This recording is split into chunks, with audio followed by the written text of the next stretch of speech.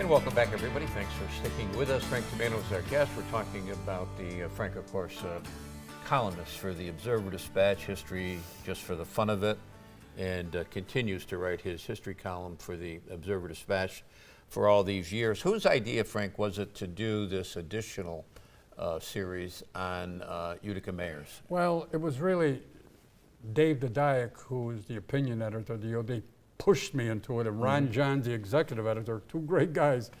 But I had told them, you know, years ago, I wrote 3 columns about Utica's mayors.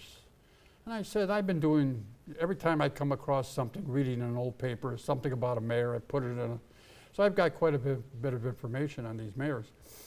So it was Dave really who said, you know, you got to put something together, and he talked to Ron, and then one morning I came to the OD to type my column and to put it in the computer system. They called me in Ron's office and he said, why don't you do this here? And they convinced me. I said, but you know, one thing, it's not a history of Utica. It's a history of the 70 mayors and interesting things that happened in their administration. Charles Talcott, probably nobody ever heard of him. He was mayor in the early 1900s. Talcott Road?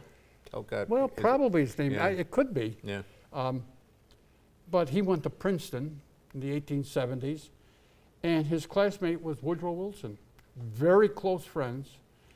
And when Woodrow Wilson became president, every so often, classes were small in those days. You know, maybe the class of, I think it was 1876, maybe there were 30 men.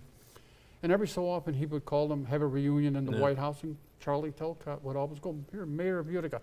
I find things like that, you know, really interesting. So it's not, I am including some of the things that happened in their administration, but to me, interesting things that happened to them, and a little bit about their background, who they were, so on. Anything about any of them, and I know how much research you do when you do your writing, anything that has popped up, Frank, about some of these mayors that has surprised you? Well, quite a few things. I'm going to forget most of them now. But just a couple of days ago, one of the mayors in 1879, James Miller, I knew he was mayor, period. I could find, there was nothing in history books about him.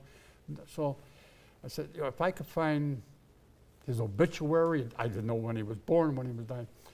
So I went into the Fulton News Service. I know you know about that. And it took about, and I'm not exaggerating, almost 3 hours on and off looking for different stories, and finally I found his obituary a couple mornings ago.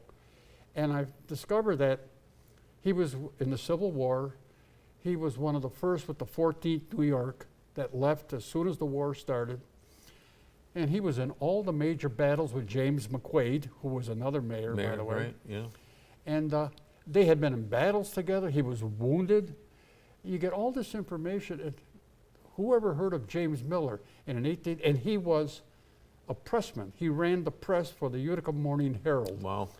Now I got to find out, how did he get involved in politics? Right. But it's unusual for a pressman to be elected mayor if you're not involved in politics. So things like that, surprise Is that where me. we got Miller Street, Frank? I don't think so. No, I know. I'm sure Miller Street was Morris Miller, who the village president, who started to build number 3 Rector Park in 1820. That was completed by his son. Yeah. And you mentioned McQuaid, Colonel McQuaid. Colonel, yeah, he was general for a while, but yeah, Colonel McQuaid, James McQuaid.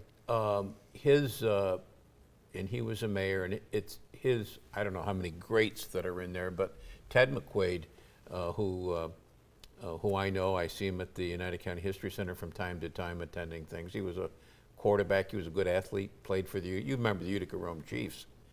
Oh yeah, team. oh yeah, but I didn't know, I don't know Ted he was McQuaid. related. But how's he, you know how he's related? You know, There's a lot of McQuaids. Yeah. McQuaid Ave, in fact, in East Utica, off South Street, is named for Colonel McQuaid. The series, Frank, any chance of putting those together in some kind of a collection? Well, they've talked about it, but I don't know. When it's done, I want to make sure that this is not a history of Utica. It's a history of the mayors and interesting things that happened. They've talked about putting something together and maybe in book form and all the profits, if there were any profits, would go to Operation Sunshine. If the paper doesn't decide to do it, I may do it. And again, I think, because I'm doing it for the OD, I would want any money made go to Operation Sunshine. So I think there'll be something put together, either by the paper or by me, but we got to see, you know, it's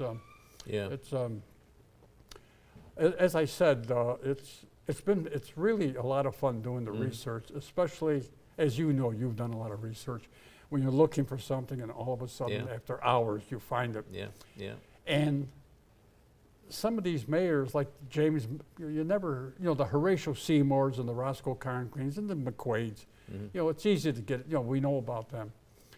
But some of these others, you know, many of them were, say, merchants from other parts of the state, came to Utica, opened a store, were successful, stayed here 7, 8 years.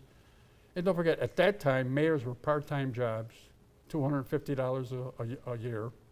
But they were still mayors. You know, they conducted, they had a lot to do with what was happening in the city.